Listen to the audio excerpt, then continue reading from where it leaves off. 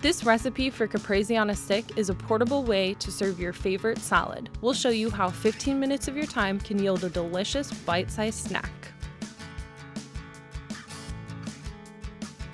Let's get going. We're going to need 15 toothpicks. Use decorative ones for a fancy twist. Thread a cherry tomato, 1 basil leaf,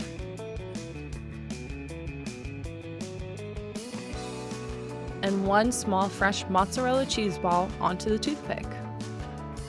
Continue threading until you've used up a pint of cherry tomatoes, a 0.6 ounce package of fresh basil leaves, and a 16 ounce package of mozzarella balls.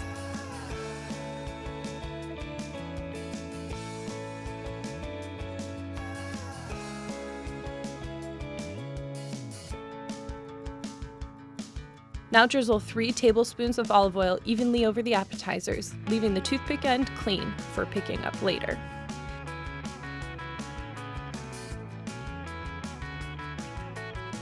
Sprinkle with salt and ground black pepper to taste and serve right away.